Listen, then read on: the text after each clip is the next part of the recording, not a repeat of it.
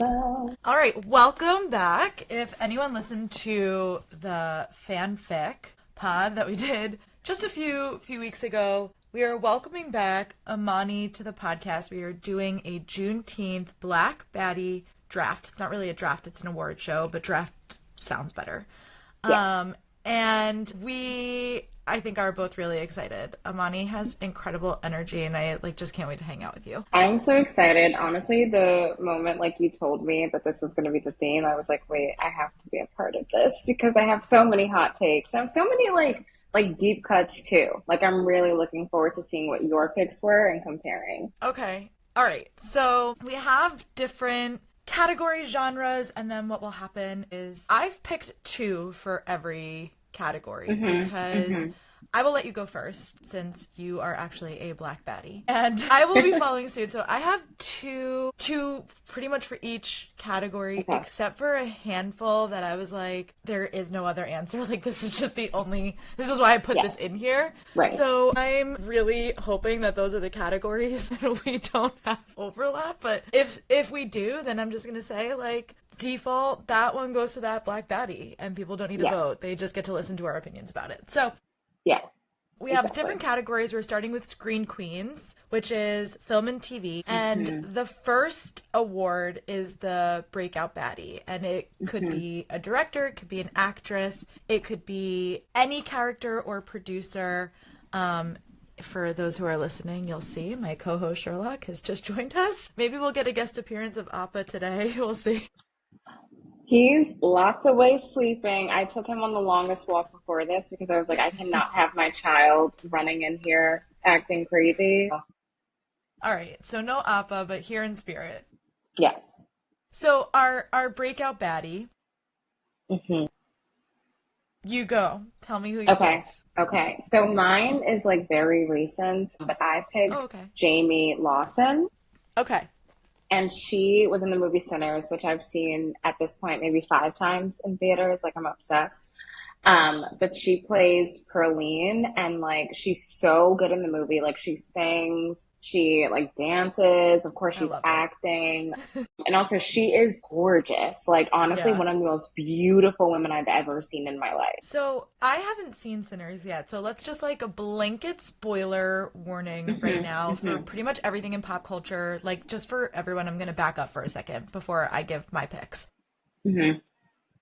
So we're doing, this draft is not just, an overall, hey, anybody. It is specifically from Juneteenth, or June of last year. Not specifically Juneteenth, but June of last year to June of this year, so that every year when we do this, it will only be from, the last year of pop culture. So we're keeping it recent, and I think it's good because I think, to be this relevant on Black culture, I think is also really important. I actually learned a lot of stuff that I was like, oh, I missed out on some of these things. But yeah. And Sinners is one of those things. So the way that Sinners is, I'm sure everyone listening to this has at least heard of Sinners if they have not seen it. And the way that Sinners is listed genre-wise is as horror. So I actively, deliberately, intentionally avoid horror at all costs. But then I was hearing which is sad because Michael B. Jordan is one of those he's up there on a very if you handsome. Don't think that Michael B. Jordan is hot or lying. I haven't seen Sinners because I had thought it was deliberately going to be horror, and then people were like, it's vampires, and then I was like, yes, wait a second, because that's really hot to me. So blanket spoilers for Sinners, give us a rundown, and then give us a rundown about who Helene is. So Pearline, it's Pear. It's Pearline. a very Pearline. It's a very old-timey, old-fashioned name. So basically Sinners, right? It is a horror, but it has other elements. To me, it was almost there was some comedy there. There was also some drama. The movie is heavily influenced by music. In fact, the film opens with a quote about how music is the window between different realms. And how music can connect the past and the present and the future. So that really sets up the movie's theme. And Jamie Lawson's character in this movie is a singer. And the whole film takes place in one night. And it's about a juke joint that's being opened up by Michael B. Jordan, who's playing a dual role. He's playing twins. So it's Parent Trap, but a horror movie. We love it. And for this juke joint that they're opening up, they need some talent. And so Perline is like one of the people that they approach to come to this nightclub.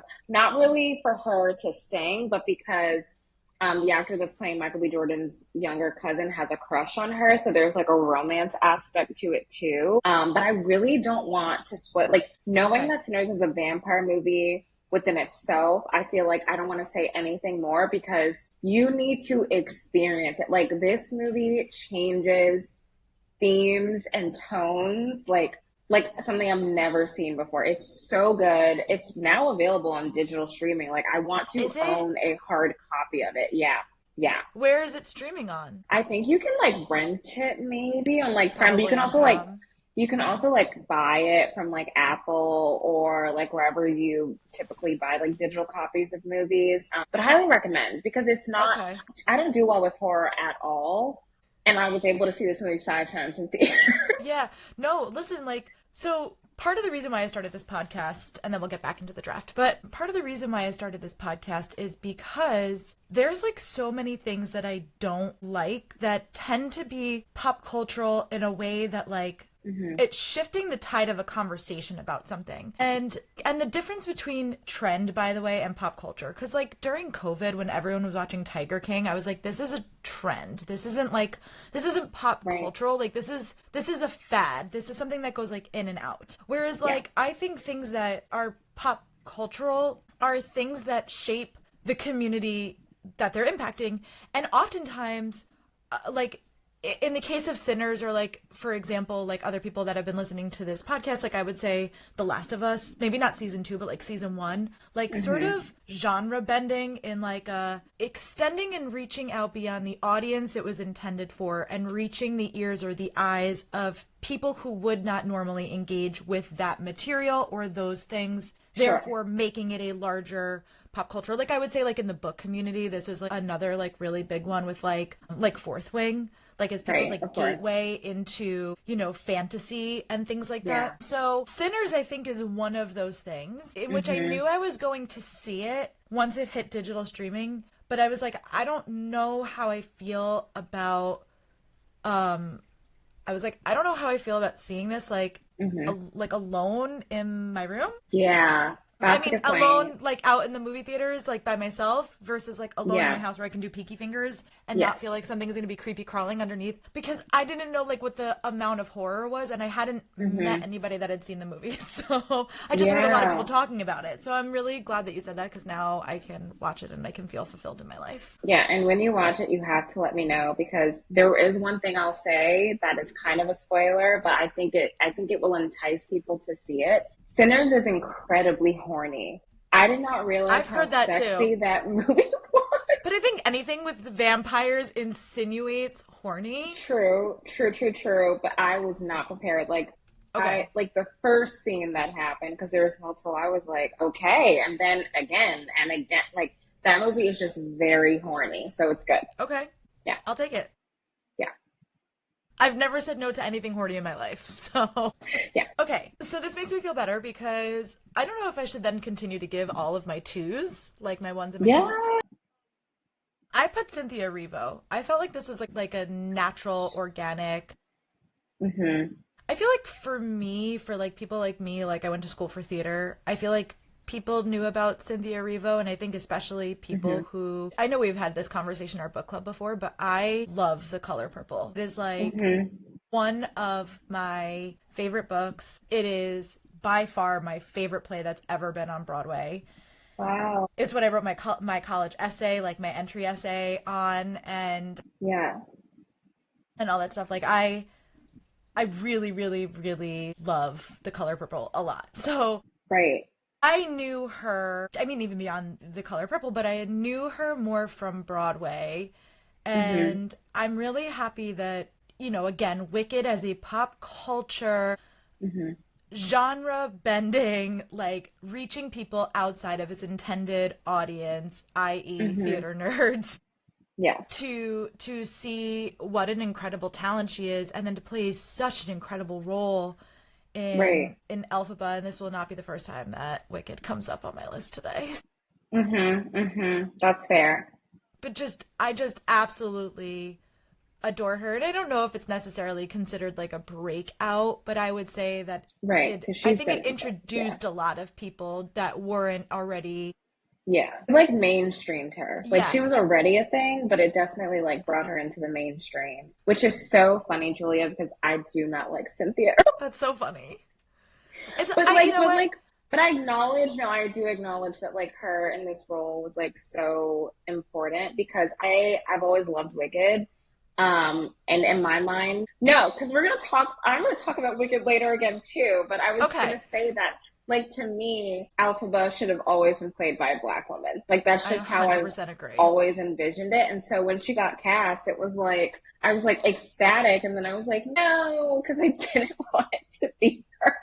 You're not the first person to say this. I feel like there's a lot of discord about Cynthia Erivo. Hmm. And I feel like I don't know if it's because she's British. It could be the Black British, yes. I mean that in like a there's something very sometimes dry and stale about Hmm. if you're not into that kind of thing. Right.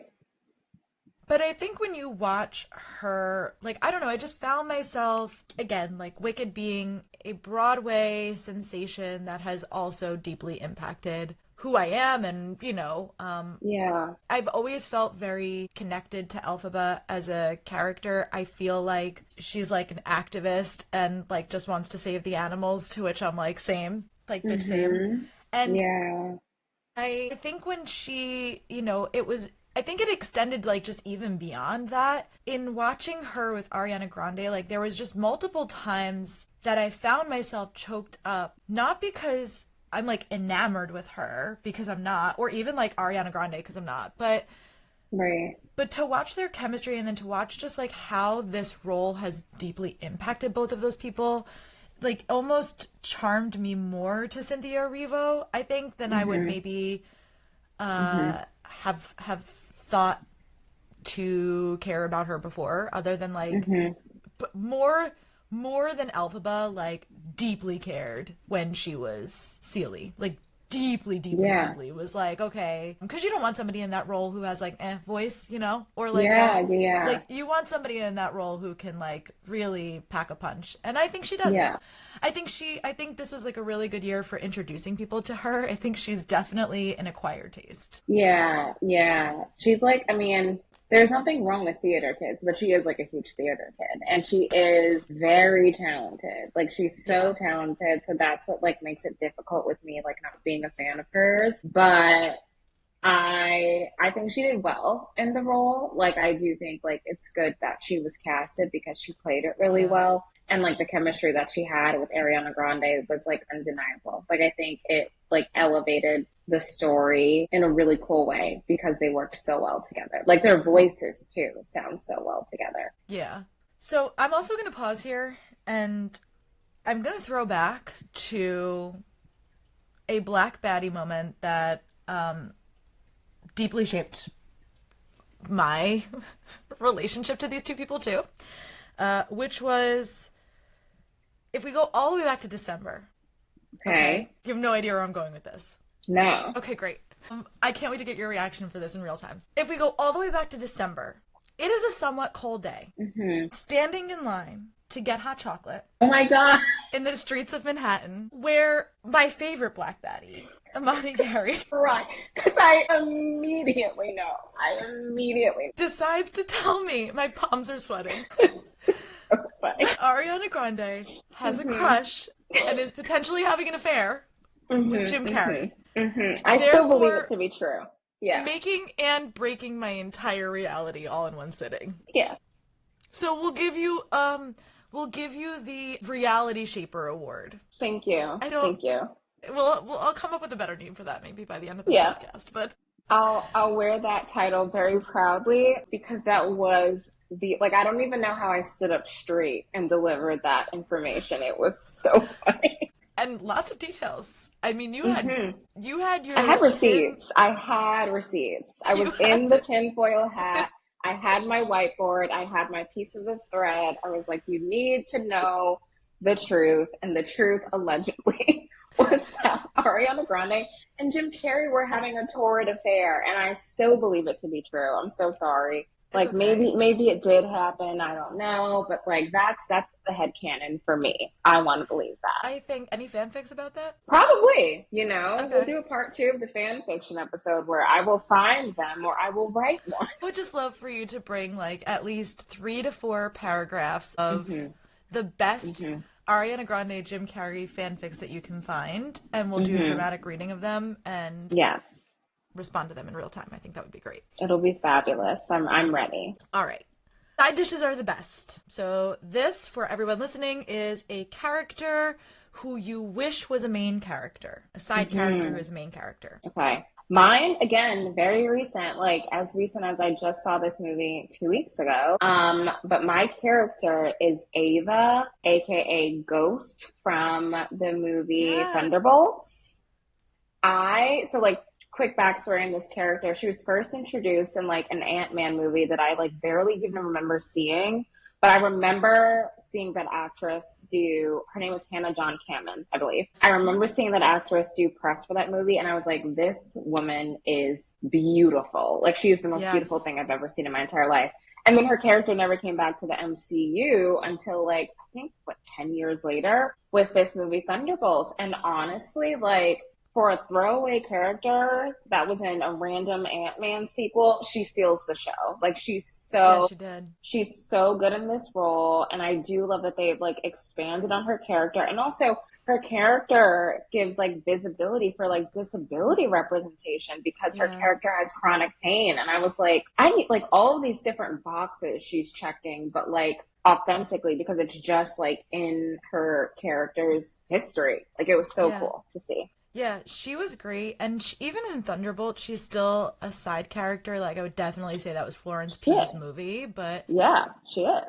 she's hopefully, like, now that Thunderbolt's asterisk, like, new Avengers, Yeah, hopefully that means that they'll be diving into her character a little bit more because yeah. I don't think you can set up, like, a new Avenger story without making everyone interested in all of them. And I think people definitely left that movie interested in Bob's character, and I would even say like maybe even like John Walker's character a little bit more, but I feel like Hmm. Ghost was still kind of pushed off to the side a little bit, and so I'm hoping that that means that like as they're gearing up towards Doomsday and things like that, that she gets Hmm. more backstory and like more plot or like a TV show or something. I don't know. So, I want her to have more plot for sure. I also like, so I was never in like the Marvel fandom as it pertains to like fan fiction and Tumblr like 10 years ago or 20 years ago when the first Avengers movie came out. it's crazy. God, was it that long? It was long.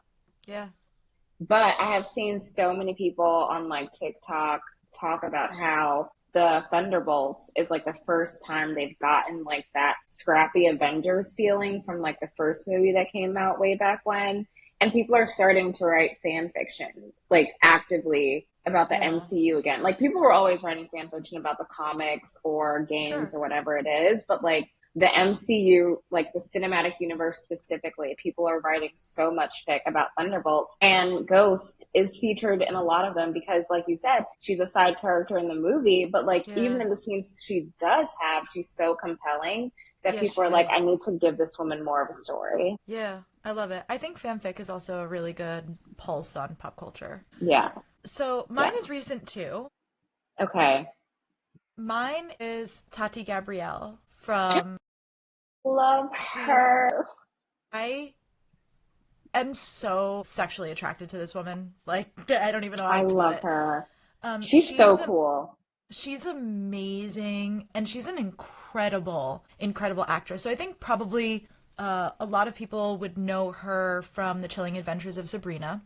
Or she played one of the weird sisters. I can't remember her name in that show, but anyway, she was one of the weird sisters. She plays Nora in The Last of Us. And Nora has a grueling journey in this season and is not a main character, but is a huge part of our main character's story. Okay. So she is currently mushroomed. But she's currently living a mushroom existence. But I know, sadly. It's okay, because everyone in the mushroom apocalypse eventually becomes mushroomed at some point or another. It's just the point of an apocalypse. But she's incredible in it, and I had forgotten that they casted her, because when the news for casting on season 2 came out, I remember being like, oh, she's going to be in this, and like, that's so great. And then like moved on with my life and completely forgot. And so when I turned on The Last of Us for season 2, episode 1, and she was there, I was like, I knew this, and I'm still pleasantly shocked by this. And she was incredible the whole season. So she is my side dish as the main dish. I love it. That's a great pick. I love her too. I'm glad that we have not, I know we've only done 2, but I know, so far so good. I'm glad that we have not had any overlapping so far.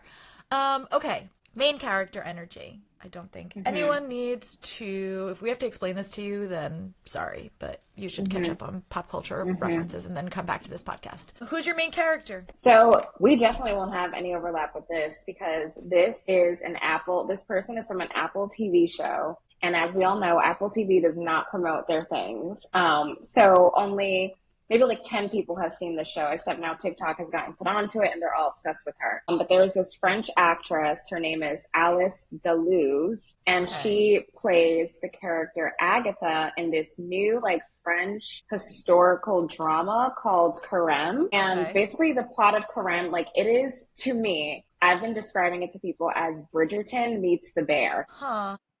So it's about, right. Okay. So it's about, yes, it's literally about a French chef who gets hired to like cook for like Napoleon. And he's like new to like the kitchens of like Versailles or wherever Napoleon lives. And there's this Black woman who's like already a very prominent cooking figure in the kitchen. And it's Agatha, who's played by Alice Deleuze. And she like, first of all, she's like just like effortlessly like so beautiful. Like the first moment he lays eyes on her, you're like, oh, they're gonna like roll around in flour or something immediately because he's so attracted to her. But also like the tension between them, because again, it's like it's historical, but also it's French, and like the French have never been very buttoned up the way Bridgerton folk are. But because they're like under the watchful eye of like Napoleonist people, it's like very like behind the scenes, hush hush, like we have to keep this secret. And she's just fabulous. And I want everyone to watch this show because, again, if you like The Bear and if you like Bridgerton, or if you like Bridgerton or Outlander, like anything historical with like a romance aspect to it, you will love this show. Okay, well, I'm sold. So, and I love French stuff. So you're like just adding to my pot. And my favorite season of Outlander is when they're in France. So Exactly. Yes. Yeah. So I'm sold on that. Okay. I love that. I can't comment because I have not seen the show, like you said, but it's catching on obviously you said it's catching on TikTok, which means I'm sure that the world will be watching soon. Yeah. And I will be watching now after this podcast because I'm sold on anything that is a period piece. Yes. I'm an easy sell on a period piece. It's so good. So, I also have a vein of Agatha, different Agatha. I have Sashir Zamata, who played Jennifer from Agatha All Along. He's perhaps technically not the main character, but when that show ends, is basically stated that she's taking over the coven. Yeah. And she's sort of like the future of the coven and where the coven is going. Right. And I thought her performance was captivating. I thought the story, like, there is an episode, sorry, this is like a spoiler warning, spoiler alert for Agatha All Along. There is a scene where she's undergoing trauma of, like, having been drowned. And, or, like, held underwater, like, waterboarded. I don't know if that's, like, all, like, the right language, but, like, in that vein. And I remember like watching that live. First of all, the show came out as somebody who just said I don't like horror, knew that I would endure horror for Agatha all along because Catherine Hahn and Patti LuPone, like all of it, like the whole thing. I was like, oh, it's gonna be more like comedy maybe and like less scary. And I would say it was a nice equal mix of dramedy. But there is an episode, and I thought her episode was by far, like her backstory and everything like that was like the most chilling. And I thought she did like such a good job. I don't know, and I've often like come back to, as I do with many things in Marvel, but because I think Marvel is more profound than people realize, but I think Sashir's performance was just so captivating. And like when it ended, again, like there's a lot happening in the MCU right now between all of their shows and, you know, also some like really promising stuff coming up because like Ironheart coming out, which I'll be covering on the podcast. Oh, cool. Yeah. So, but that's taken from, you know, Wakanda Forever, which came out in what, 23? Maybe, you know, to now to like get made. So like some of these story arcs just take so much longer. And I have a feeling that, you know, Jennifer in Agatha All Along is one of those characters that people will forget that's like a thing that's still out there in the world.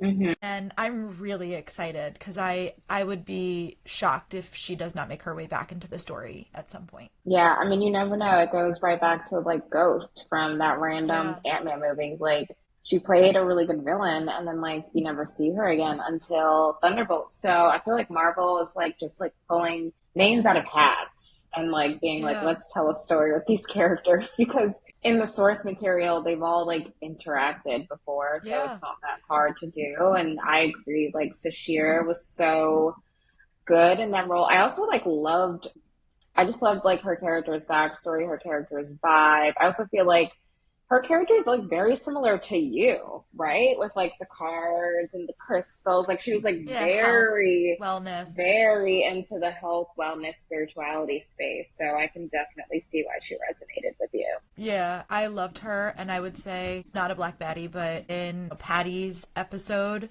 there is a line. That episode's so good. It was so good.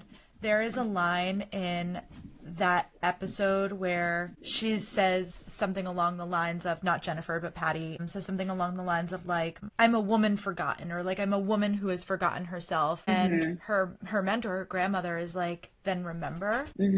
And I'm like totally misquoting this, but like that happened and I paused and I just started hysterical crying and I was like, that's one of those things that is like, what is grief if not love persevering, you know, that like sticks with you.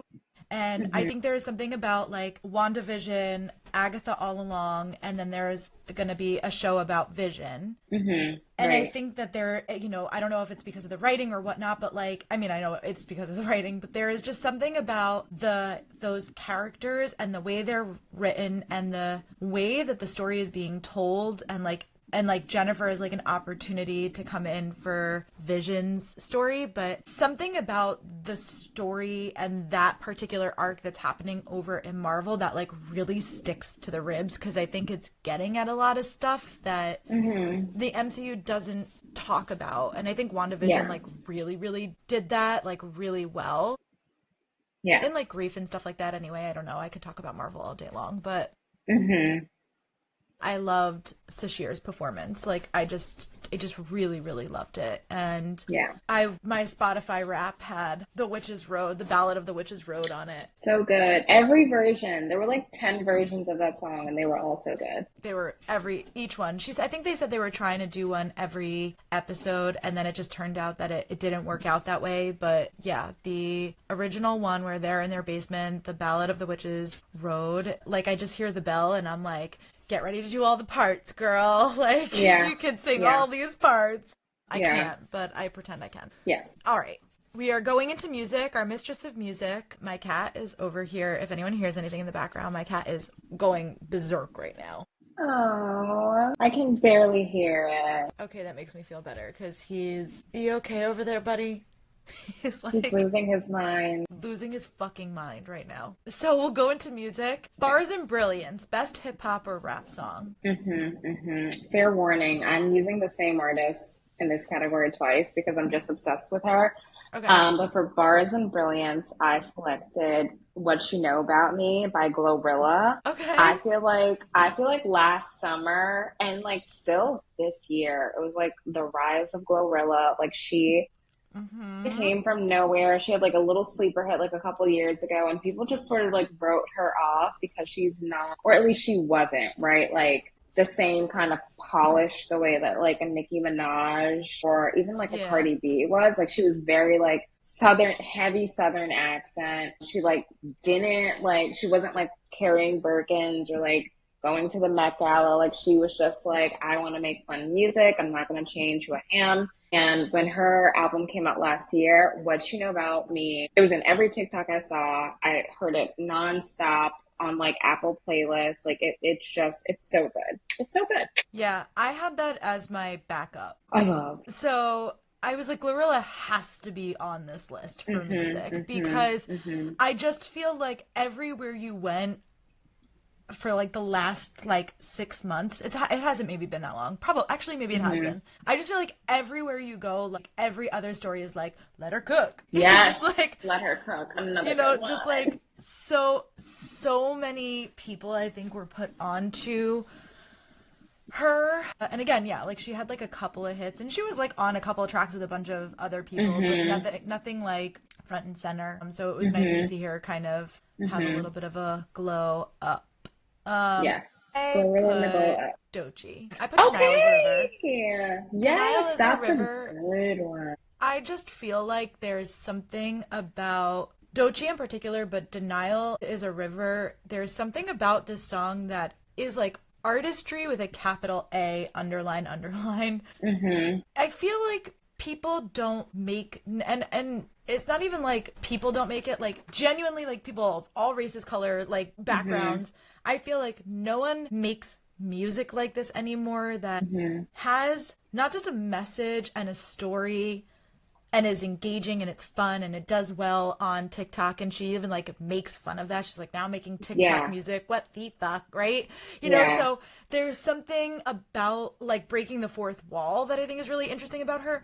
But then she's got that Sure. ending bit where she's doing the breathing exercises, and I'm like, this is art. Like, it's Mm-hmm. not just music, it's not just, and there are different artists who are like incredible lyricists, like in which I would say, like a Taylor Swift, for example, would be on here, or like an Adele, perhaps, or like whatever. And then you have people that are like incredible performers, like a Beyonce. And then you have people that make like art, and like from start to Mm-hmm. finish the whole thing is artistry, and I think Mm-hmm. that's Doechii. I think she just Yeah. does something really fucking cool, and something that is worth noting, and something worth looking at, and something that is culturally relevant and fun. So Mm-hmm. Yeah. I Yeah. love that No, song. that's a really good pick. And I when Doechii was at the Grammys, I was like, yeah, this is Yeah, it. Like she's exploded. So I'm so happy for her. she's she's I remember like the first time, and I wanted to put her on this list somewhere, and then she just didn't fit for me. But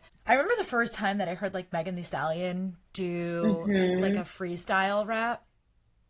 Like she was like live on her Instagram doing like freestyle, and I was like, holy shit! Like, Yeah. and I think there's something about Doechii too. She's got really smooth vocals. Mm-hmm. So when you listen to like Anxiety or something like that, like you're getting these like really smooth, almost jazz vocals. Yeah. And then you listen to her rap, like really rap, and I'm like, Yeah. God damn. Yeah. Like Yeah.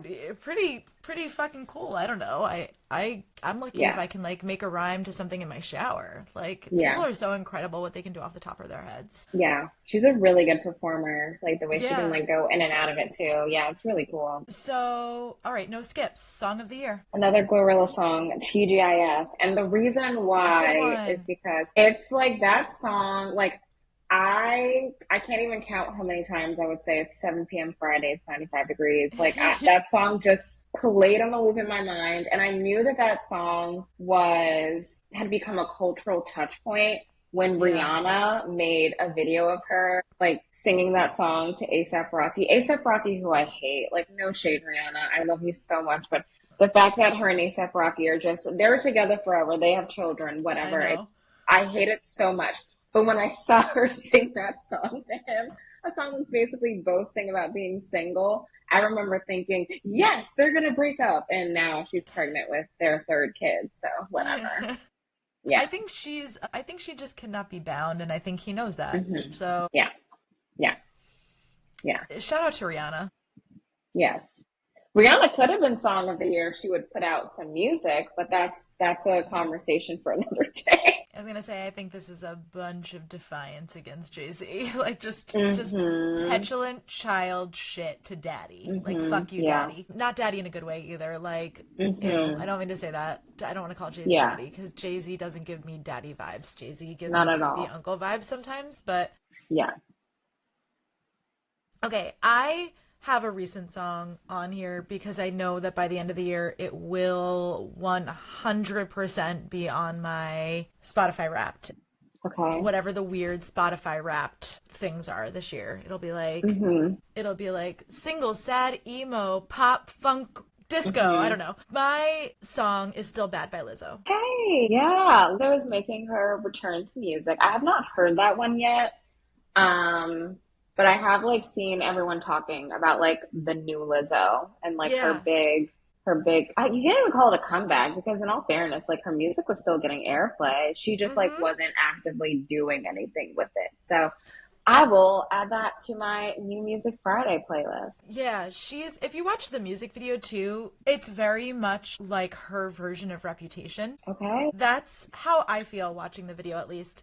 I like Lizzo. I always have. I feel really bad for her. I guess I don't know, like, what happened or, whatever. But, Yeah. so I'm putting her on here in good faith because I feel like everything that went down, like, just my gut reaction about it, knowing nothing that happened and, like, having Hmm. never followed up with this pop culturally at all, like, to look at anything that happened in court or whatever. I just kind of Hmm. feel like there was just misunderstanding and Hmm. just vibes that were happening there.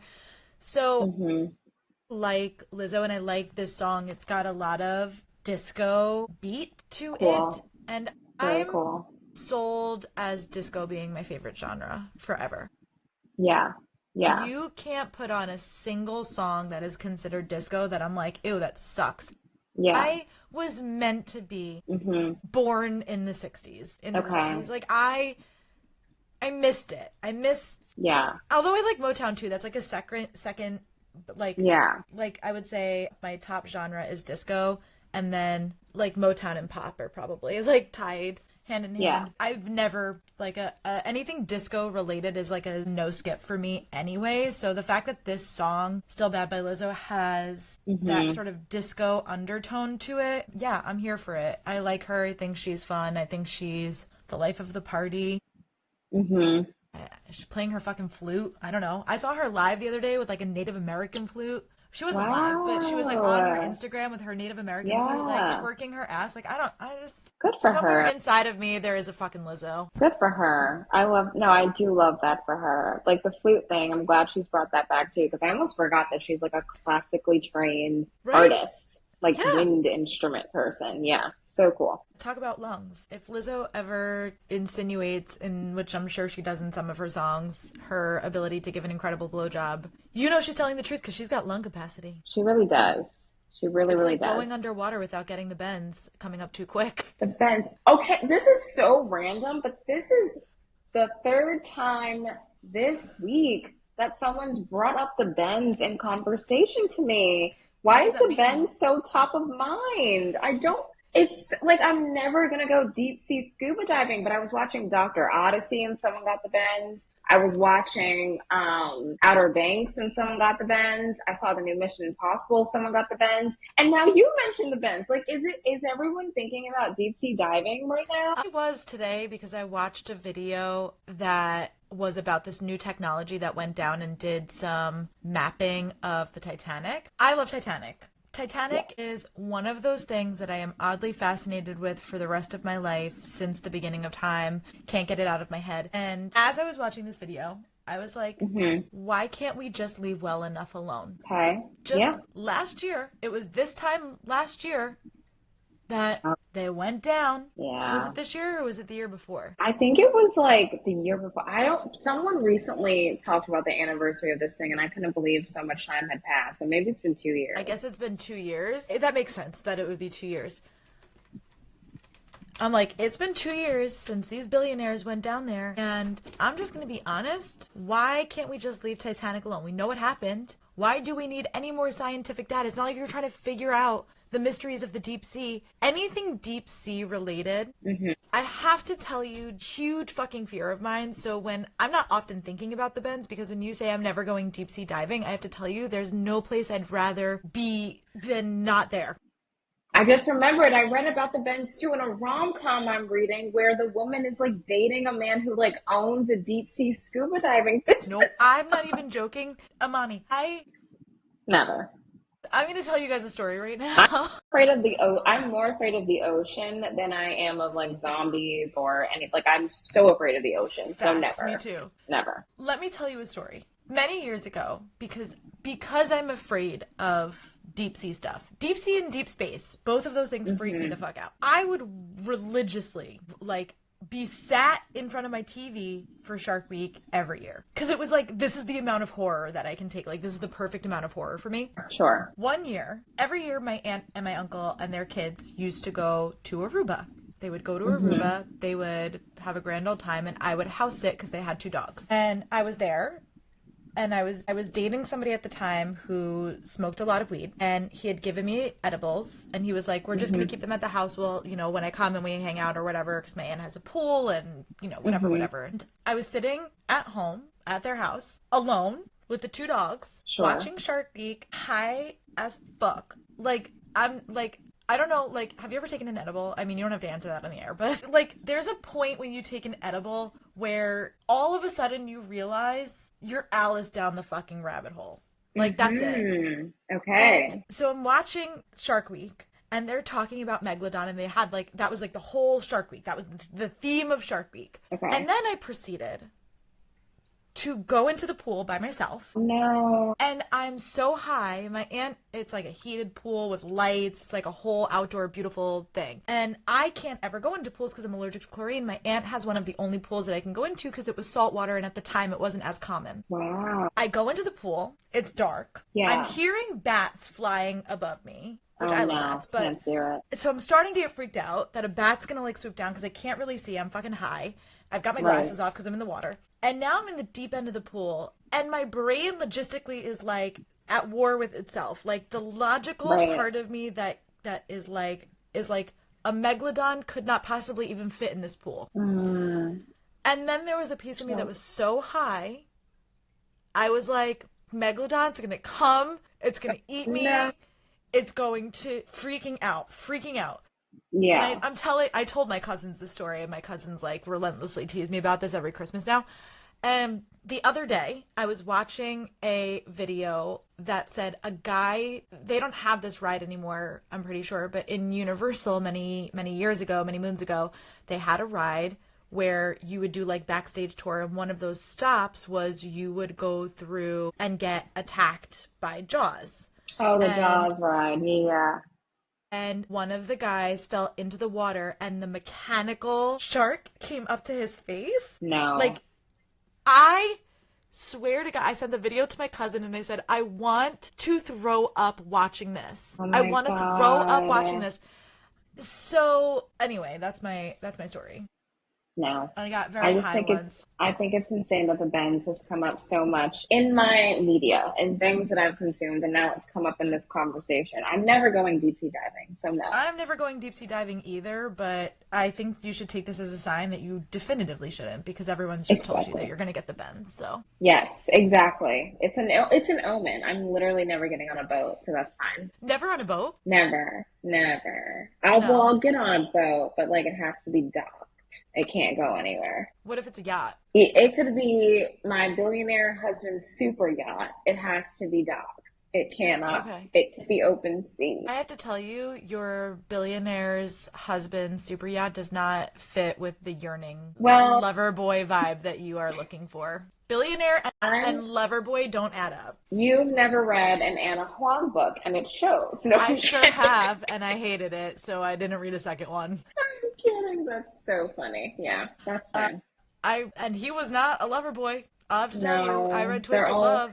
they're all sick alpha males. Ooh, crawl to me. Hate it. Listen, I'm not opposed to a crawl to me trope, but earn it first. Yeah. Yeah, her books weren't for me. Yeah. I kind of knew they wouldn't be, and I did it for the TikTok anyway. And then I was like, I'm good. I'm okay. Yeah. So yeah. That was it. I read Alex, whatever his name was, Alex, whatever, and I can't even remember what her name is. Yeah, exactly. I never remember. Yeah. Anyway, shout out to Rio DeLuca. Not a billionaire, but makes a lot of money and is definitely a lover boy. My man. My second man, I should say. Yeah. He's still in second. He's in second for you. He's in second because of what I discovered on my most recent read, which is so disturbing. We can't even get into that. But yeah. Listen, Ryan Shea. Just top of my list forever. Black Baddie, Ryan Shea. That's so funny. We will end up talking about this because I do have like a Windy City call out later in my baddies pick. So yeah. I'll take that. All right. Take Me to Church, a song that literally purified your soul. 16 Carriages by Beyonce. That song was so good. First of all, I love country music, but not yeehaw country music. Like, I liked a Taylor Swift country album. And I also loved, like, a Nelly country album before he went all Make America Great Again. I love when it's, like, country music with either pop influence or, like, a soulful influence. And 16 Carriages by Beyonce was, I think it was, like, the first single. She dropped it the same day as Texas Hold'em, and everyone was like, oh my God, Texas Hold'em, it's so fun. I'm going to dance to it. And I was like, no, 16 Carriages is a testimony. Like, it is so I agree with you. Freaking good. And I still belt it out in the shower. It's my shower song. I love it. I could not stand Texas Hold'em. I don't like it. I still don't like it. I'm like, how are you picking that over 16 Carriages? Every time I heard, this ain't Texas, I was like, no, just shh. It was not for me. Although I agree with you, that is probably my favorite song on the album. So, okay, this makes me feel better because, again, I picked 2 for every category, and so far we've had no overlap, which is great. So, very good. I have my second Wicked reference, which is Defying Gravity. Okay, yeah. A song to take me to church. I'm not even joking. I mean, especially Cynthia Erivo's version of this, but although I will say, when it comes to that movie, I think her better vocal song, sorry, because I'm sure people are gonna hate this, but her better vocal song and a song that I think actually definitively belongs to her as far as like a Wicked song is actually The Wizard and I. And Wizard, just go for it. Go for that last note. Absolutely not.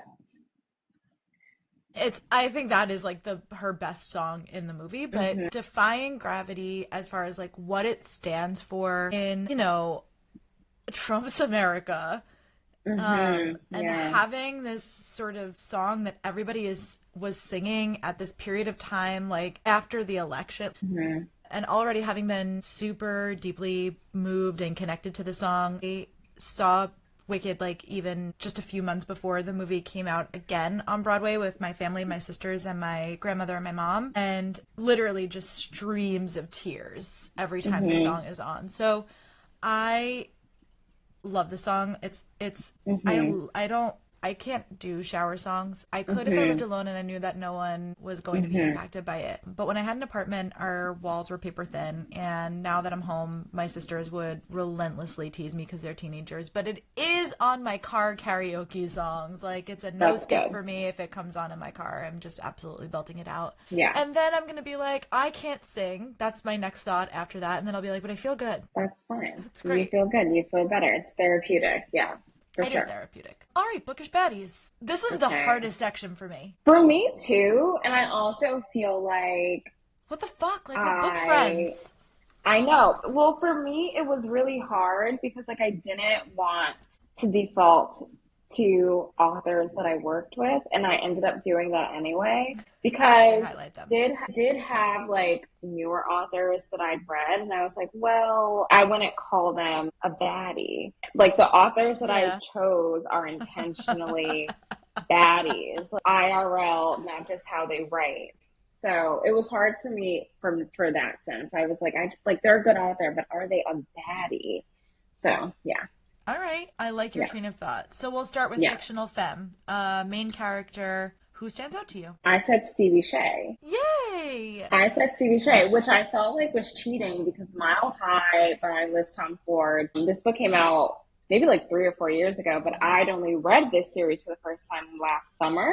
And I like blew through these books. Like we still talk about them to this day because it's an Yeah. amazing series. But Stevie is the first heroine Yeah. in the series. Yeah. And I really liked her just because I can relate to her. Like, she's like all about body positivity. She's like very classic, very like the cool girl, like not trying too hard. But also she has Yeah. like her insecurities and like all these things, but she doesn't let it keep her down. And even though I am not crazy about her romantic interest in that book, I love them together because one, she like gets him to adopt that dog. Like Rosie is so cute. I love Rosie, that. That's yeah. so sweet. But also because like I don't know, like he uplifts her. Like she already knew she was hot shit, but like it's so much fun seeing her be uplifted by a rich, handsome hockey player. So yeah, Stevie Shay is my fictional femme. I love that. I have to tell you, I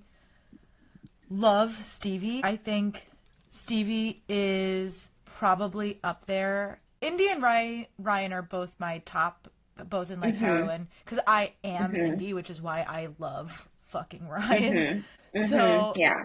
but I like really was enamored with Stevie's story to the point that Yeah. later when I blew through Mile High. Yeah, me too. And I read that in one night. It was so yeah, quick. and I remember going back, like going online and seeing then people's like pictures or like fan postings of it. Okay. Mm-hmm. And so this is the inverse of what normally happens. What normally happens Mm-hmm. is there is a book, as you know, where there is a main male character who is not white and Mm-hmm. who gets like depicted as white. And like most recently, the one that annoys me because I just read like Caraval, and Mm-hmm. the brothers are clearly Spanish and not white Mm-hmm. and are depicted as like white, white, white, white, white, white, white. And Yeah. anyway, so I was looking up stuff for Stevie. Like I like to look up like what other people think these people look like because when Mm-hmm. it comes to sports romance, people post videos of like here is the one-to-one comp and Mm-hmm. or like here is who we think this was like mimicked by or whatever. And I was like everyone keeps posting Xander says black. And then I was like, Mm-hmm. Xander's black? And I had to like go back. Mm-hmm. I had to reread Yeah. Mile High and I was like, oh my God, I cared so little about this character.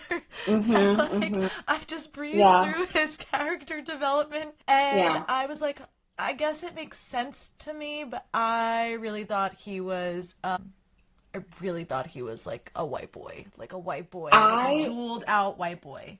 So I like knew he was black, but I like my brain like refused to believe it because one, Liz Mumford is a white author, and then two, I just like this is gonna sound so terrible, but I could not believe that Book Talk was hyping up a book about a black couple so much because Book Talk is racist as hell. I So the fact that this book was like very like it had like thousands and thousands of reviews and like people were making fan edits and like all this stuff. I was like, for real? And then I read it and I was like, I guess so. So I was like very pleasantly surprised. Yeah. But It's also honorable mention because you said that Indy is your fave. My fave is actually Kennedy. And you know why? It's because I love Isaiah. But I do I now. feel so vindicated because recently on TikTok there was this trend where this like black woman, like as a joke, came on TikTok and said that all gingers, all people with red hair, are black people. And so in my mind, Kennedy is an honorary baddie because she is a I have to redhead. tell you something. I have to tell you something. Wait a second. I'm Mm-hmm. gonna pivot and go to his brother, Isaiah's brother Kai, who's dating Miller, who as I was reading that book, was like, Miller is black. Me too. And then I was like, first of all, her father's name is Emmett Montgomery. Yeah. When's the last time you met a white person with the last name Montgomery? Yeah. Because I've never met one. Yeah. So, I mean, I don't know, Smith, like Johnson. I mean, the entire time I was picturing Miller as I was like, I could not be more far off. Yeah. When I saw the fan edits of Miller, I was like, oh, okay, fine. But that's not what I pictured. I was really thinking she was black, and then I was shocked. And same thing, I thought Monty was black, and now people are posting videos of him because he's getting a book next, and sure, I'm sorely disappointed that both of those people are white. I know that. What's her name? Reed is her name, the woman that's gonna be, it's Reed. Yeah, she's definitely white because she's like the daughter of a team owner or whatever, but in my mind Kennedy is now canonically black, so I'm winning either way. Half the series. Half the girls are black. Yeah. So I'm winning. So that's my pick. Yeah. I love it. All right. So 2, because I don't know if we will count mine. Okay. There is a book that came out this year. I don't know if you've read it yet, but it was easily a 5-star read for me. And it was called Our Infinite Fates. It's a standalone fantasy, perhaps. Our Infinite Fates. Yeah. I don't know. I'm going to say it's a standalone fantasy. I don't know how it is actually categorized. It might even be like a contemporary, or like a literary fiction. I don't know. Blanket spoiler warning for this book. This is a book where it is a love story, like a star-crossed love story where these two people are in love or have a relationship, and one of them must kill the other before their 18th birthday in whatever lifetime they're in. Okay. And at some point, they don't always know this, so like at some point it's like around like 9 or 10, she says, or whatever, that like she recalls or they recall, but they're I would say it's kind of a queer story and also like a race bending story, because they're multiple different races and they're not always like one-to-one, like it is not always like I am a girl in every lifetime, and like they talk a lot about gender and like, well, which one do you actually feel most like, and then there is sort of like a romance element to it and a I don't know, so I have that, and I don't know if we'll count that, but because they're not always technically people of color, but Evelyn is the main sort of like heroine, I will say, in that story. And anyway, that was one of my favorites, but if not, I am going to go with, if we are not counting that, I will put my second one out there, which is Brie Matthews from Oathbound and that series. Have you read that series? Oathbound, is that the Legendborn? Yeah. That Oathbound is the most recent one that came out. I have like literally everyone, when I used to work in book publishing, everyone is obsessed with that series. I've yet to pick it up. I definitely need to. It's YA, right? Yeah. I think that's like really what's putting me off. I know it's very good. And I do read YA occasionally, but like I feel like it keeps getting pushed down my TBR because I'm like, I can read a YA book anytime. I want to read this new thing that came out, or this thing for my work book club, or this thing for my movie book club, which we are reading a YA right now. Yeah. So yeah, but I will pick it up for sure. I was hoping to actually watch some of Forever, which is what our book club is doing right now, which is a Judy Blume book. You know, in the book, I am, although I haven't reread it, but I'm like 95% positive that this character is not black in the book. She's white. I was gonna say, but is black in the TV show that they've just casted in. So I was hoping to watch like an episode or two and throw her in here, but I haven't been able to get to it. So same, yeah. So, but I'm excited for it. I really am. It looks like a really good show. I know. It got renewed for a second season, so I'm like, it must be good. I'm so happy for that. Yeah. I know. Also, like, do you watch Ginny and Georgia? I do. It's like Okay. my guilty pleasure because that show is not good. No, It's it's not good at terrible. all. The writing is terrible, but I do love it. I do too. So that is also like making a reappearance. So we're like just missing like Ironheart, Hmm. which is like going to be an incredible story about a black woman, Hmm. and then like Forever, and Hmm. then this. So we'll have some good Ginny and material for next Georgia. year. Yeah, Ginny and Yeah, Georgia. for sure. All right, For Women sure. Who Write. Favorite author or So favorite author? I picked Alyssa Cole Oh, good because one. Duh. I'm obsessed with Alyssa Cole. Like, first of all, she can write any genre. She's written mystery, thriller, but she also writes like amazing romances and like the first contemporary mass market romance I ever read. So like not like a paperback, like one of those small books that like you see in like a CVS or like a grocery store. The first one of those books that I ever read was one of hers. And I remember picking it up at work because there were two black people on the cover and it was a royal romance. And I was like, oh, but it wasn't like the Prince of England. Like he was like a prince of like some like made up African country. And like for someone who loves coming to America, I was like, yes, I'm going to eat this shit up. And I did. Like I loved it. It was funny, but it was so good. And then I read her sci-fi, and then I read her thrillers, and then I read her historical. Like she is just a bookish baddie in everything she writes. So I love her. Yeah. Yeah. So I picked somebody whose book is coming out this month. She has a book out and Oh. wrote a. So let me preface with this. Layla Motley. So I've not read her actual book. She has a book out there, but she has a book of Oh. poetry called Woke Up No Light. Yeah. Okay. And it is a book of Oh, very poetry that cool. is so moving. Like Yeah. just so so so moving. And Very she cool. has a book coming out I'm pretty sure it's this month that is called The Girls Who Grew Big, and it is going to be about teen pregnancy and like in the Florida Cool. panhandle, and I'm really excited about it. I don't know. I don't know if it will be what it will look like compared to like a book of poetry, but Woke Up No Light, which came out in, I'm pretty sure it came out in 2024. I just don't think it came out from June onwards. I think it came out before then. But Woke Up No Light is like one of those things that, again, like just sticks with you. I read Okay. it and I was Yeah. like, okay, that has altered my DNA. And here we go. Okay. We move on with our life. That's cool. Okay, this is good because the bookish section was fucking hard. So I'm glad that we had Yeah. we've had no overlap so far. None. None. Very good. Okay. Your indie queen. For all our indie authors are characters. So my indie queen is someone who is now commercially published, but I think Okay. her indie series deserves to be read by everyone. So it's Talia Hibbert.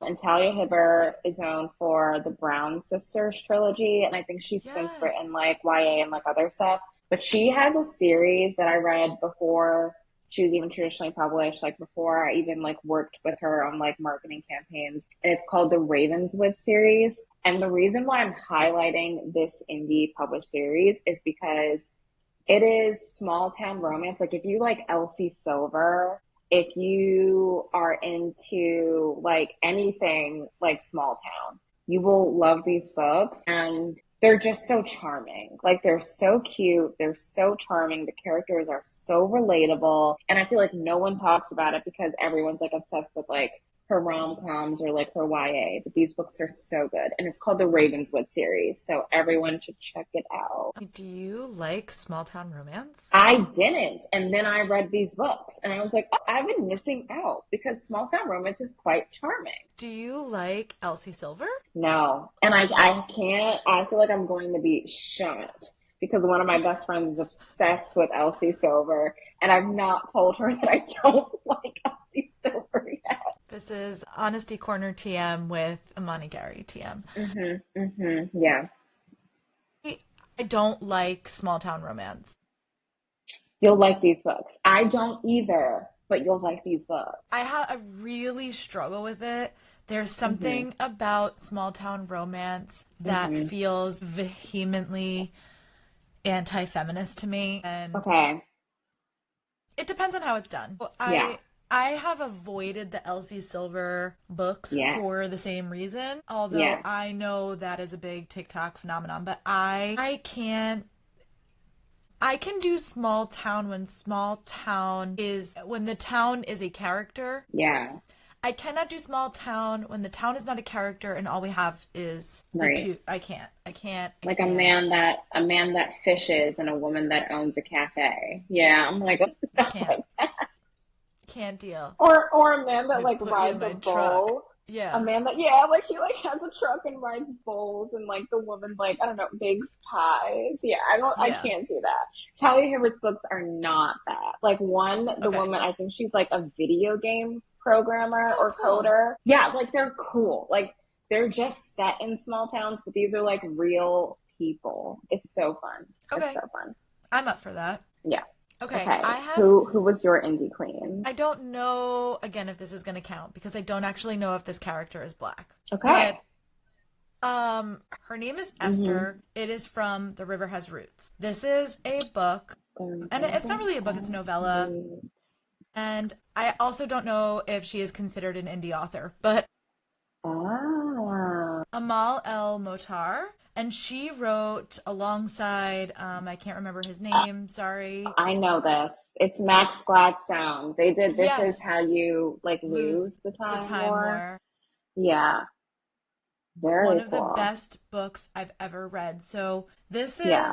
is The River Has Roots, and I have the physical book, but I listened to the audiobook, which I would say is like a really good production. Okay, cool. And it's not long. It's like I think the audiobook is like 4 hours, but it's not even like an hour of Mm-hmm. that is like talking about Amal's like next Mm-hmm. project. So Yeah.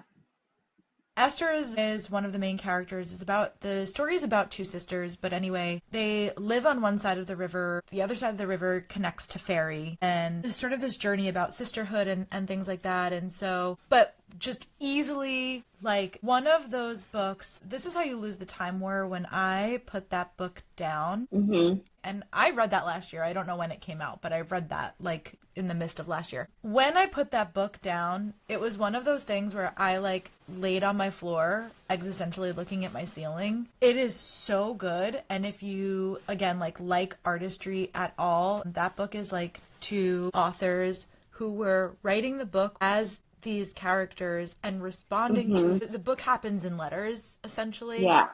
Yeah. And they did not write it like I'm sure maybe they did write it chronologically, but basically like one person would write one chapter and the other person would respond, and they would be responding to that person's chapter as their next chapter. So it's like Mm-hmm. so organic in how it happens and the Mm-hmm. craft of it. And The River Has Roots is a little bit different, but really, really good book. And Cool. Amal El Motar like tends to write queer characters, and like one of the characters in this book from Fairy is like androgynous, Okay. and Cool. tends to write queer characters and also tends to write characters of color, which is what's making me think that Esther is perhaps a person of color. But Yeah. it was the only indie book that I've read this year that I think, Mm-hmm. and then every other book that I read last year was traditionally published, so Yeah. I Yeah. excluded it off my list. And maybe I should Yeah. have done that, but okay. So anyway, I'm gonna count that for myself because Cool. I'm not sure if she Yeah. is or she isn't, and I don't think there's any fan art. And I tried to look it up, and I was like, I don't think people have heard of this book yet. So Yeah, that's the downside with indie. If it's like not like a sleeper hit or anything like that, there will be no fan art. yeah, I'm okay with that. Yeah. Some things I really want to gatekeep, and I know that's fucked Mm-hmm. up, but sometimes when things get so big, I think it takes away from the richness of the story, and or when something exists in the bigness of its own space, like Night Circus, which is Yeah. my favorite book. Yeah. That, like, every time I read Night Circus, I'm like, there is a group of people who fucking love this material, and then there's people Right. who don't care about it at all and don't talk about it. I know it's like an Yeah. older book, so also people aren't talking about it, but a lot of stuff got CPR when it came over to Book Talk, and I'm Yeah. kind of glad that again, Night Circus isn't one of those. So Yeah. That's fair. all right, pop culture. She broke the internet. This Favorite was pop so culture easy. moment. This was so easy for me. Mine is like Actually, no, I have two. And I Okay. think they both deserve their due because one actually is a Black woman, and then the other is like a Black woman character. Okay, I love But it. the first one is Yasmin Saeed. And if you don't know that name, you know her as the girl that does the Jasper impressions, like Jasper from Twilight. And the reason why so I'm obsessed with her because like before she found like the Jasper niche, she used to do like these like really funny like skits like making fun of like the Manic Pixie Dream Girl or like the Disney protagonist. Like she used to make fun of the Disney knees, how like Demi Lovato and all those people would like their knees would clam together when they Yes. would sing. And she's so funny, and she is a breakout internet star because she just got cast. Like she's in a show that's on Amazon Prime right now that's fabulous called Overcompensating or Overcompensated. I It's heard of very that. funny. I didn't know she was in that. She's in it, and I think this might be like her first big thing. So I love her. I feel like her Jasper videos do so well that even the Twilight and Lionsgate official accounts interact with her. So she's my pop culture baddie that broke the internet. What's your character one? The second one is so despicable, but it's Terry Joe. Are you familiar with Terry Joe? I'm not. So Terry Joe is incredibly offensive. Terry Joe is a character played by a young Black man named Keon. I like ran into him at Coachella and I was like in tears, being like, I love Terry Joe so much. I love what you've done with that character.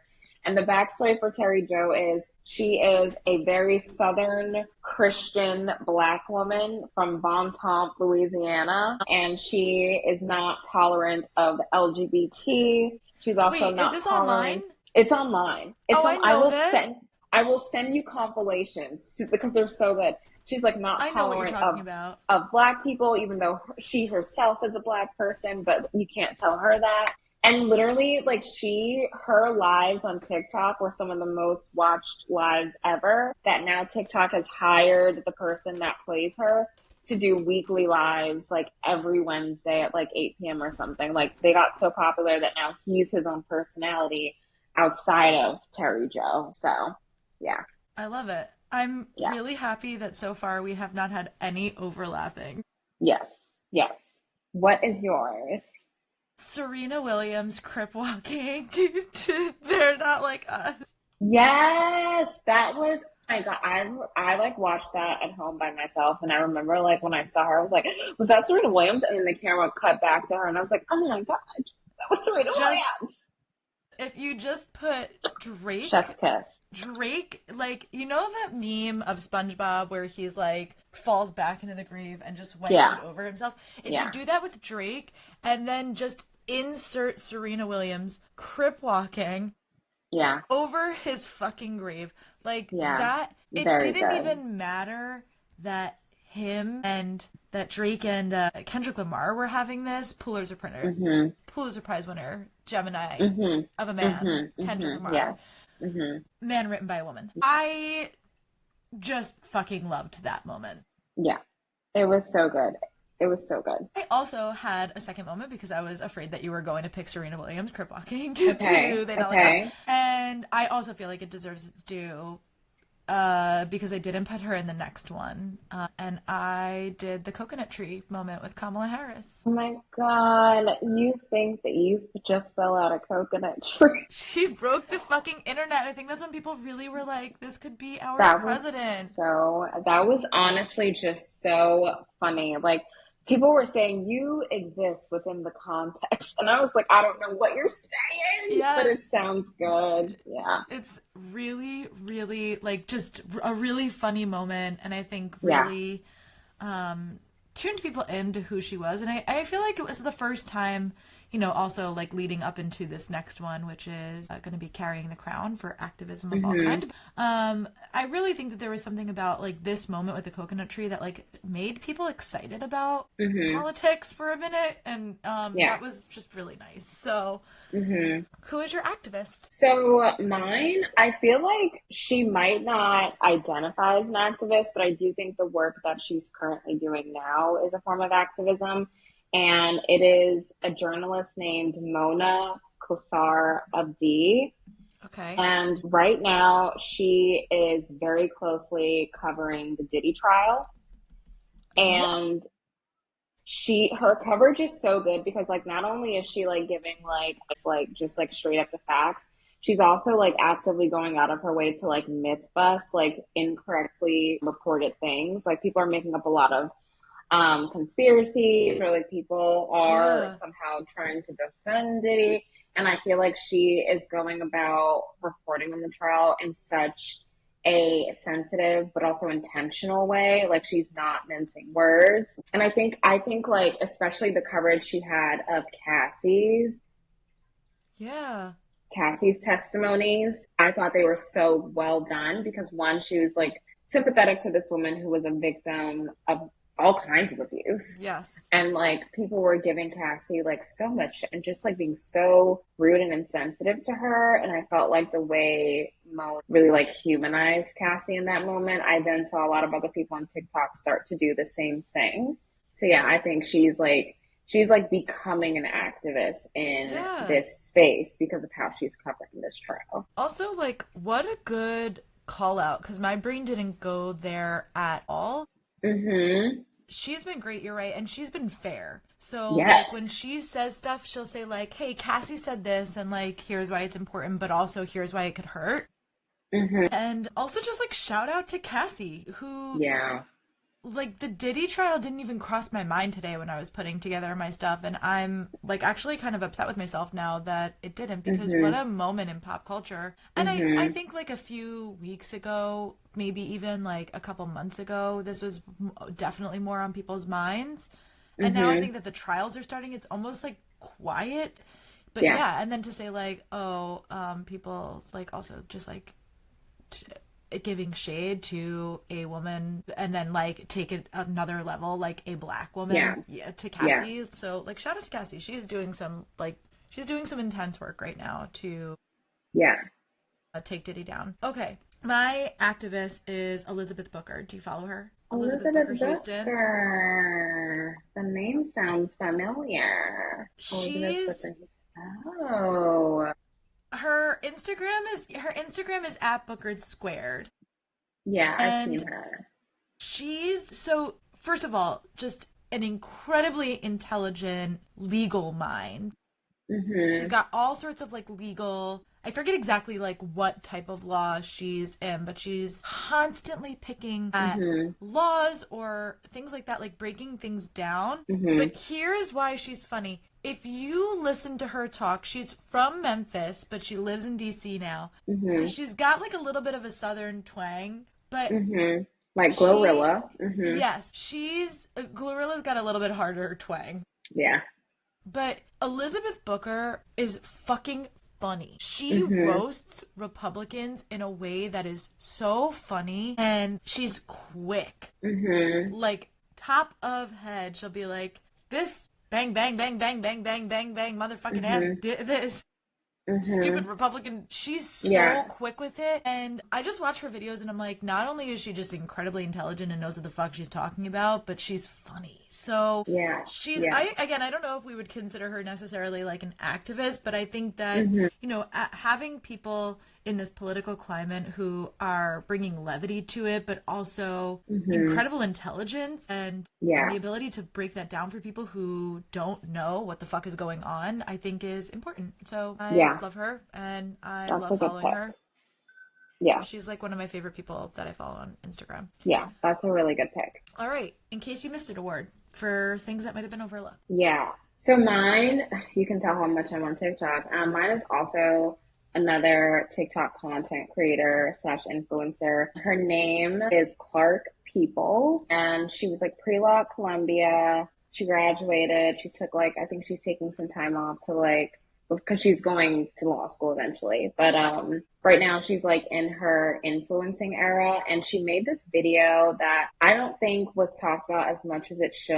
And it was about women being in what she calls their white couch era. And it's representative of like women who just like don't have responsibilities. Like they're in their 20s or 30s, but they're single, they don't have kids, they don't have pets, they don't have like anything that Yeah. they're responsible for aside from themselves. And like how there is like this weird stigma in society about these women where it's like, poor her, she doesn't have a man, or poor her, or she's not going to have kids until she's like in her late 30s or 40s, if she even has kids then. And she like really made like her era all about empowerment. She's like, yeah, I don't have a partner. Yeah, I don't have other responsibilities, but like I'm growing, like I'm traveling, I'm becoming my own person. I'm able to invest in myself. I'm able to invest in a home because I don't have all these other financial responsibilities that women my age who are married or have kids have. And so I feel like that like notion that she came up with, like the white couch era, like the white couch era is symbolic. If you have a white couch in your home, you do not have pets or children. And I just love that she's like leaning into that. Like, you don't need to have all of those things around you to be a fulfilled woman. And I love that that conversation online, at least on TikTok for that matter, was started by a Black woman, this woman named Clark. So I love that. That's a good one. I also just feel like you're winning at the game if you have no kids and you have no pets and you have a couch. If you can afford a couch. Yeah. Couches are expensive. They're fucking expensive. So I'm just saying, you're doing great. If you've got no kids and no pets, like I could not because I have 3 cats. So I know I have my little dog. I almost got a white couch though. Like when I moved into my first apartment, I've been living here for 2.5 years. I remember when I was looking at couches and like my mom was helping me pick out furniture and I like wanted to get a white couch and she was like, are you sure? I guess my mom thought that like I would immediately move out and like get married and have children. But in my mind, I was like, maybe I don't want a white couch. And I'm so glad I didn't get one because now I have my dog who is destructive as hell. And well, one day he's going to throw up on it. I just know he will. But I was almost in my white couch era. And like, I don't feel bad for not having one because I did have 2.5 years where it was literally just me and I didn't have any responsibility. But people would make weird comments about it. Like, oh, you live alone? Are you dating? Oh, you're not? You know, little things like that. So I love that like this like very young, educated, very successful woman came on and was like, stop shaming people for not having attachments. Like, you don't know what their narrative is or like how they're navigating through life. Yeah. I love it. I can't believe we've pretty much gone through this whole thing without having any overlap. That's amazing to me. None.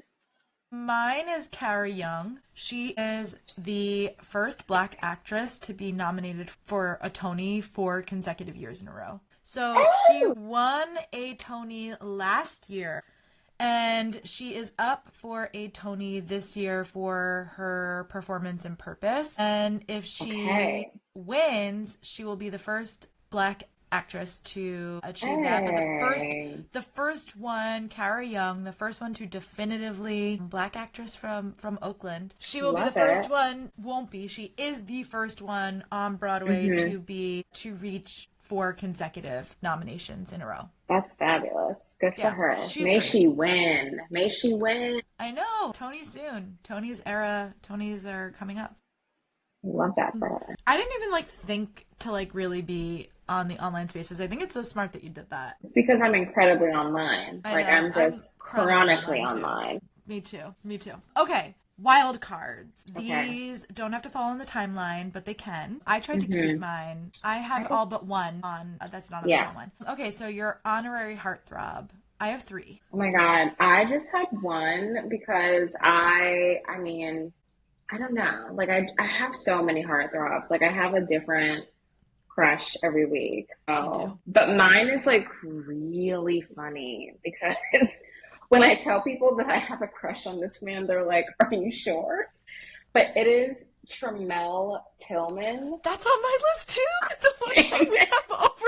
This is so pretty, but I have the biggest crush on Mr. Milchick in the world. It's so stupid. And he's in the new Top Gun movie, which when I saw it in theaters, and he pops up on screen, I didn't know he was in it. So he pops up on screen, and in the theater, I go, Mr. Milchick, out loud. And these 2 women beside me just burst out laughing. He's really charming. I mean, if you watch him in an interview, and he's got a smile. When he does it in Severance, it's quite creepy. But I was like, if I saw that out in the wild and you did that to me, I would that's what we would call a panty melting smile. Yes. Yeah. Okay. So and my note here, by the way, I have Tramel Tillman, and then next to that I have, oh my fucking God, I love him so much. Yes. Yeah. Okay, so I'll go with my second then. So this is the first time that I've needed to go with my second because Tramel was my first one, but I will go with my second, which is Aaron Pierre. That's Mufasa. Oh, that man. He's too beautiful. That's Mufasa. He's actually too beautiful. It makes me sick. That video lives rent-free in my head, and so does Aaron Pierre. So he's far too handsome. From Blood and Ash? Is that the Jennifer Armand? No, I haven't read it. Notorious fan fiction writer, that woman, by the way. But no. Okay. There is a character, because you know me, I love a throuple. This is not really... Anyway, there is a black character in that book. His name is Kieran. He is my top boyfriend. Book boyfriend. Okay. There's fewer men that I can think about that I'm like, genuinely, if I met this person in real life, like every once in a while I'm like, Zayden Feiny's hot, but I'm like, if I met him in real life, like he would not be for me. Like, I'd run the other way. So. Exactly. I would be like, that guy is like fucking creepy. Like, I'm not trying to fix you. Sorry. Kieran doesn't need to be fixed. He's perfect. So amazing. Kieran and Aaron Pierre, by the way, are the same person in my head, so that's why I say that. Okay. Because they're one person. I love that. Instead of Aaron Pierre playing Mufasa, he would just play a wolf. Okay. Gentle spoilers. That's fine. That's great. Okay. Not a white character. This is for characters that are whitewashed or who you can make a good-hearted argument for why they're black. Okay. So I had two, and they're childhood favorites that I've not even had to spend my life defending these because, like, I feel like everyone is in agreement once I say them. But the first is DW from Arthur. That is a black child. She is 100%. She's 100% me. Like, she's who I was when I was a child. And the other is Ginger from As Told by Ginger, which I feel like she's a redhead. There's that. There's of course that. But it's also just like her whole, like her family dynamic. Like there's like this person that I love. He does like commentary on old Nickelodeon shows. So like he's done them on like Hey Arnold. He's done them on like all the greats. And now he's on to As Told by Ginger. And he points out like these very subtle things that happen in scenes that are just like canon to a black childhood. And I'm like, yeah, I think Ginger is black coded for sure. Like she is black Jewish girl coded, which growing up, I knew two black women who were Jewish and they were both redheads. So you're just saying, you're not saying like A equals MC squared, but I'm just saying E equals MC squared. I'm sorry. Yeah.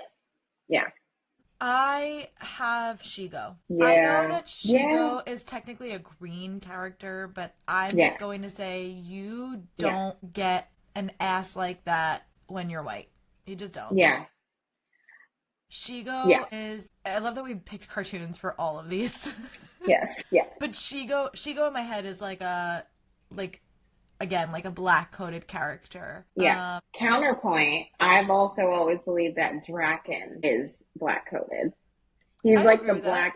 He's the black anime kid that didn't get attention in school, and so he became a supervillain because of that. So I can hang with that. I can deal with them being a black-coded... Black love, the two of them.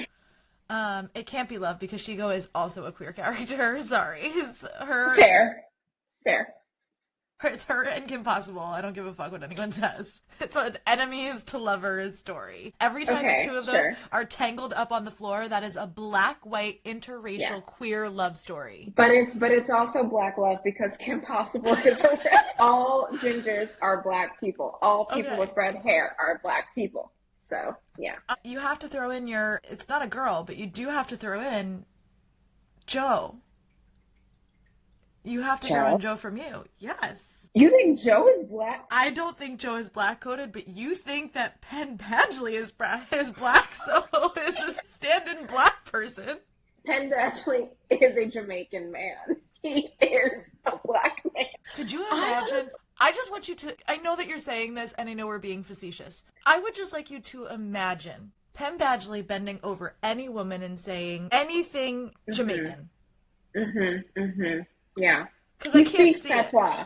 He speaks patois. He is a Jamaican man. I don't even know Sweating. where. I feel like this needs to, like, for some context on the podcast, but a friend of mine, another Black woman, for like maybe the last 7 or so years, we have had this running joke that Penn Badgley is a Black man.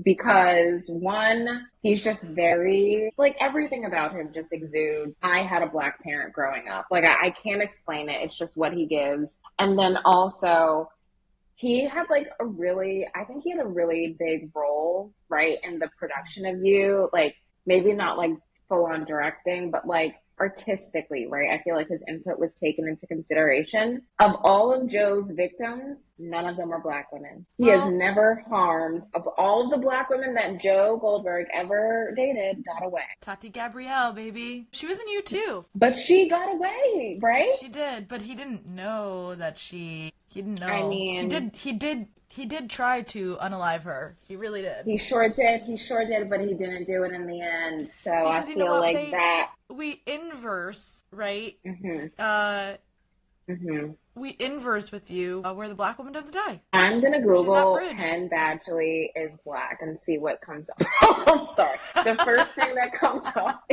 is Google AI overview. No, Penn Badgley is not Black. But he is. And he just is. I just want you to picture Penn Badgley on a docked boat. Okay. Yeah. Singing Rum and Red Bull. Yeah. And it would happen because I believe that Penn would do that because it's a part of his Jamaican heritage. So, yeah. Okay. I accept it. Yeah. I think it's really funny. What does Joe bring to the barbecue? Not Joe. What does Penn bring to the barbecue? Joe's bringing, like, people's fingers and stuff like that. I don't do cannibalism at a barbecue. Penn knows that he cannot cook, so instead he provides the music. And the music is actually quite good because Penn Badgley is friends with a lot of R&B musicians. So there you go. A Black man. Yeah. Great. Yeah. He's bringing ice and music to the yes. And we're fine with it too. We always need ice. We always need vibes. All right, he's bringing good drugs. He's bringing high-end drugs to the barbecue. I'm just kidding. I don't know any of that. No one sue me. Like, no one sue me for saying that Penn Badgley's doing cocaine. Sorry. He's definitely not, but he would never. He is mind, body, spirit. He's so enlightened. He's bringing green juice. He actually really is. He's bringing green juice. He really is very elevated in consciousness. I know. A Black man. Love him. Yes. Yeah. Correct. All right. Princess of Podcasts. This is our last award. Mm-hmm. So mine's going to a very underground podcast that I only started listening to because they had a viral video on TikTok and it was very funny. But the podcast is called 6 Songs 4. And the host, it's 2 hosts, but one female host, that's a Black woman. Her name is Kiara Smith. And she's funny as hell. And they went viral. Is the book talk girl? No. Oh my God. Because Kira, her name is Kira. Kira Lewis, absolutely not. She will not be on any Black Baddie list I ever create. No, thank you. Correct. For me too. But Kiara Smith is very funny, and the video that she and her co-host went viral for was they were talking about Haim. So Haim weirdly has a dedicated Black fan base, and I can't explain why or how, but like some Black people just love Haim. It's not the way like all Black people love Paramore. It's definitely not on that level. But there are some Black people who really enjoy Haim. And this video that Kiara and her co-host made, they were talking about this one dance that Haim does, because Haim, they're not dancers. Like, they sing and they play their little drums. Yeah. But they have this one song, I think it's called I Know Alone or something like that, where they're dancing. And her co-host said they were bucking, which is like, a Beyonce term now, like bucking, And that video... Why don't you demonstrate for the people that are watching the video? Absolutely not. People can look up Haim bucking and they will come up. But it was just very funny because, one, I for so long had thought that Black people loving Haim was just an unspoken secret. Like, we just didn't speak about it. And so it was really funny to see these two people who have a podcast all about music talk about their love of Pine. And after that, I've listened to like a few other episodes, and they're really funny and they're really smart too about the way they talk about music too. So I love it. yeah. I love that so much. I have Akilah Hughes. Do you know Akilah? Yeah, I do. So I first started listening to Akilah Hughes during the pandemic. She was on Crooked Media's Right. daily podcast at the time, which is called What a Day. And I read her book, and to have just followed her and like have chatted with her a few times, like in my DMs and stuff like that. I say like my DMs, like she's DMing me, like in her DMs because I'm DMing her. Yeah. And she had a short podcast series called Rebel Spirit that where she went back to her high school and basically pitched for them to change their mascot, which was a Confederate general, and changed that to a biscuit, and changed the mascot to a biscuit. And her high school is in Kentucky. So Biscuit. she has a bunch of interviews with like people from the school, and Right. it's obviously like an under, an under, not even an under story, like an overtone of, racism and all like that. This is something that's happening like across the nation, is that people are trying to get rid of racist figures and things like that. So, mascots and stuff, both on smaller levels and obviously like also on larger, like the Indians and stuff like that. So this is like, it was just really interesting, and the podcast was really good, and they just won a Webby, I'm pretty sure. Oh, cool. So just a really, really good podcast. And anyway, I just love Akilah because I think Akilah is very much like a blend of like you and I, like our type of humor, like very quick-witted, very sarcastic. And while the podcast has a lot of that, just her in general, like if you watch her in anything, it's just, I just love her. So she's my princess of podcasts. I can't believe that we went through this. We had not one overlap except only one. Terrell Tillman. Daddy Terrell Tillman. If you are somehow listening to this podcast, just know that you have two huge fans, because the fact that that was our overlap, someone so obscure, like no offense, but like he's not that, like he was at the Met Gala, sure. He's in Mission Impossible. But, like, I'm not seeing fan cams of him on Instagram and TikTok. I feel like if you know, you know. And we both know. He's definitely daddy number one. And the scene where he's doing the marching band, I'm sorry. And then he started to rock the vending machine. And I was like, can we get a still on those arm graphics? What is going on there? Literally, when he was in Mission Impossible, like, no spoilers, but his character is like unhinged military man. He's like, I'm gonna break the rules. And I'm like, oh my God, this man has never been hotter. He's so, I love him. Imani, you're kind of like a movie buff. I am a cinephile, so, Do you have like movie passes? No. Oh, okay. Because Mission Impossible is also like a recent movie that's out. So you've seen Sinners 5 times, and you've seen Mission Impossible, and you saw Thunderbolts. Yeah. So you've been to the movies a lot in the past month, is what I'm hearing. Yeah. And I had not gone. Do you want to know the last movie I'd seen in theaters prior to any of these movies? Yes. I think it might have been, like, in theaters. I think it might have been Deadpool and Wolverine. Okay, like, that's how long ago. I actually didn't see that in theaters because I knew I wasn't going to want to watch it in theaters. So I think my last movie was a movie that I actually tried to put on this list, and then I was like, oh, it came out just like before, which was Challengers. I wanted Challengers on here too because I talk about a Black Baddie. Honorary mention. So good. Queer as fuck, campy, sweaty. Yes. Great movie. I saw that movie alone by myself in the movie theater on a Tuesday morning. I did too. With a bagel and a coffee and my blanket in my Massachusetts theater where nobody goes to. It's like a little indie theater, and it's the cleanest movie theater. Anyway, it's like one of the reasons when I was moving, and it was walking distance from my apartment. When I was moving out of Massachusetts, I was like, oh, I can't believe I'm leaving my nail tech.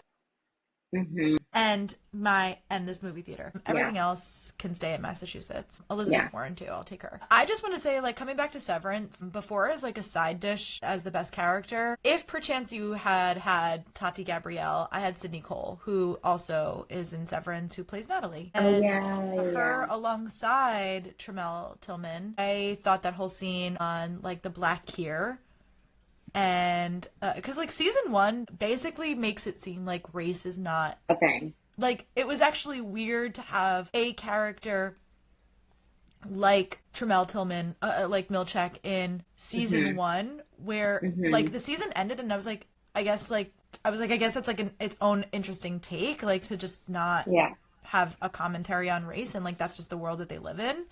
And I was like, that's interesting, because that's often like not, you know, what happens.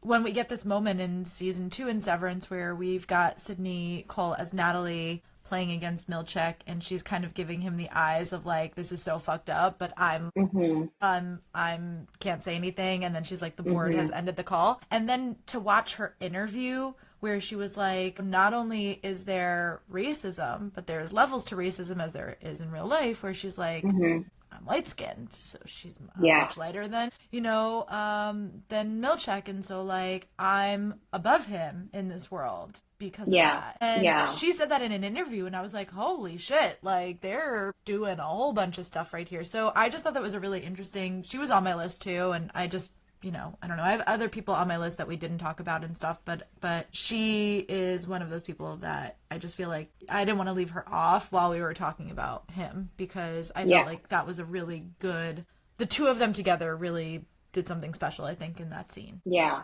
I also think I was talking about this scene with someone else, and I remember when, like, Mr. Milchek is like, he's like, well, how did you feel when you received it? And I was like, why does he care how she feels? And then I realized she was Black, because I did not notice she was Black. I was like, let me put my glasses on, because she is very light skinned, but also because it's like not, like you said, like race is like not really a thing. It's like not talked about, which I thought was weird. I was like, this is a show that's like a critique on corporate America. How are we not going to talk about race at all? And so it was like in that scene, I was like, oh, yeah, this is a Black woman. Sure. Of course she would have an opinion. And then, of course, she couldn't have one because she is code switching. The corporate overlords are watching. So I thought that was like a really funny thing that they did. Yeah. I just think Severance this season, I know it was not for everybody, but I know the season didn't work for everybody in like its fullness, but I really, really appreciated what the two of them did. And I just felt like that, like, especially less Sydney Cole, like, sorry, there's no offense to her, just like she wasn't in it as much. Milchek's performance, Tremel Tillman as Milchek, he's so good. There was something about, like, if this was not a show on feminism, I would have put him in Black. In the Black Baddie for breakout artist, because if you didn't know who he was, you've at least seen a video on Instagram of him in the marching band. You have. Yeah. So that clip was, I like rewinded it and watched it 3 times. It was so good. You've heard somebody say devour feculence, and you don't know what that means, but that's him. Tremel Tillman could hand necklace me and give me the most eloquent lawyer speak that you could, because that's what I'm going to call devour feculence. It's lawyer speak. It's like legalese, right? Yes. Fucking amazing. Just so fucking incredible, right? The whole performance anyway. So he's hot and he's great and he's funny. Like, real life charming interviews are just fucking charming. Yeah. And then he's got the smile. Yeah. He's so good. He is so 12 good. 12 out of 10. I'm excited to see all the things that he's going to do. So, do you have anything else that you want to plug while we're here? Do you have any, like, upcoming things that you're looking forward to? Anything that... The only other, like, honorable mention, please. The only other honorable mention that I had was really for The Acolyte, the Star Wars show with Amanda Stenberg that, like... I was heartbroken when that was canceled, because that show was for the people who love when the bad guy wins. And I was like, we have so much potential. And also it was a Black female. Well, actually no, because Amanda Stenberg, I believe they use they, them pronouns. So it's just like Black representation, period. But even more exciting for me because I love him. Lee Jacinto, who Yes. I adore him, was opposite them. And I was like, this is such an important show for the representation alone, but also it's this cool story. It went nowhere. So, stream The Acolyte and let Disney know that they were wrong for canceling it. And then like things that I'm looking forward to. I'm not looking forward to Ironheart, but I'm going to watch it. I like anything related to Iron Man I hate. So I don't Why? know. I know. I'm just so anti Iron Man. But I'm gonna watch it. Are you pro And Robert Downey then Jr.? Please say yes. I don't like Robert Downey Jr. either. I'm just like, okay, he's fine. I don't love him. Yeah, yeah. I'm annoyed by him. So the fact that he's even coming back to the MCU too, I'm just like, oh, we get it. So yeah, I will be watching Ironheart, and I hope that I'm pleasantly surprised. I think it's smart to go in with low expectations anyway, because I haven't watched all of the Marvel shows, but the last couple I did watch, I like expect, with the exception of Agatha All Along, because I really enjoyed that one. But all the rest of them, I would like go in and be like so bored that like I couldn't even finish it. Like Daredevil, which I'd been waiting for maybe 10 years, haven't even finished it. So yeah. Who would you say then is your top Marvel man? Bob. No, I'm kidding. It's not Bob. It's definitely not Bob. Um, I My eyes sadly went so wide. Bob. No, I'm a Bucky girl. I love me Oh, some Bucky Bucky. Barnes. I Yeah, accept this. This is an acceptable answer. yeah. That's it. Who's yours? Loki, baby. Oh, that's fair. Yeah, that's I've got fair. glorious purpose tattooed on my body and That's fair. went away on Tom vacation. Hiddleston, married to a black queen, by the way. I I love know. her. Shout out. Yeah. Tom Hiddleston is just quite literally like up there on list of people that like I would just fucking die if I saw him in real life. I would literally So just I fucking pass saw out. him. I saw him and his wife and Charlie Cox all at the same time in real life. They were on a show together on Broadway, and I remember like I went out to the stage door because I really loved his wife, Dolly Ashton. I still love her. She's a phenomenal actress. I hope she does more now that she's like, I don't know. I think she had like their first child or maybe two Yeah. kids. I don't know. But I hope she gets back into acting because she's a good comedic actress. She's fun. Yeah. But yeah, I saw them in real life, and I remember it was when I like had more of a thing for Charlie Cox, I think. And I was like, oh, that's a cute man. But everyone was like fawning over Tom Hiddleston. And I was just like, I mean, his eyes are quite blue, but I don't really see His it. eyes are quite blue. It didn't really call to me. It didn't speak to me. Loki is one of my favorite journeys and alongside WandaVision, one of my favorite shows. But I would say not necessarily Iron Man as a character, but I love Robert Downey Jr. So Yeah. I do love Iron Man, but I wouldn't say like, ooh, I'm thirsting over Tony Stark because I'm fucking not. But if you give me Loki, maybe not like first, like I'm talking about Loki like from his TV show, like when he gets to Right. that point in his arc. Yeah. Really, by the time they get to Love and Thunder, but whatever. Sure. A little Yeah. bit before that, but the entire Loki journey for me is just a fundamental fabric of my well-being. Yeah. Yeah. I accept Bucky though. I accept Bucky as an answer because who doesn't love Sebastian Stan? I will say though, Yeah. Sebastian Stan for me, this is a real throwback. Sebastian Stan for me was like the love of my life from Once Upon a Time when he played Jefferson, the Mad Hatter. Yeah. He's really good in that. He was good in Gossip Girl. He's good in The Oh, I Covenant, which forgot was he was that in Gossip movie. Girl. Carter. Carter Bazin. Carter. Carter Bazin. I forgot that he was until you just said that. Such a like a throwaway character. Like we never found out what happened to him. No, Sebastian Stan's very good. He's very, very good. So my goal for the end of this year for the podcast Yeah. is I'm going to do one episode that is like a honorary heartthrob episode. Okay. So when I read a book, unless I really fucking hate the book, which you know this because I've sent you my list before, unless I really fucking hate the book or I didn't finish it, DNF'd it for whatever reason, I have a list of my book boyfriends per year, and there is sometimes some recency bias, so sometimes I have to go back and be like, wait a second, now that I'm out of the book and I'm not thinking about it constantly. And I haven't decided what I want to do because right now there's about 30 men on this list.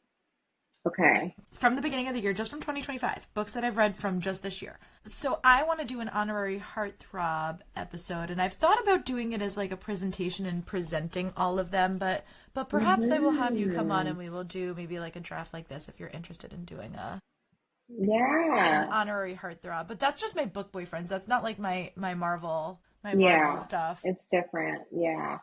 I don't know. Yeah.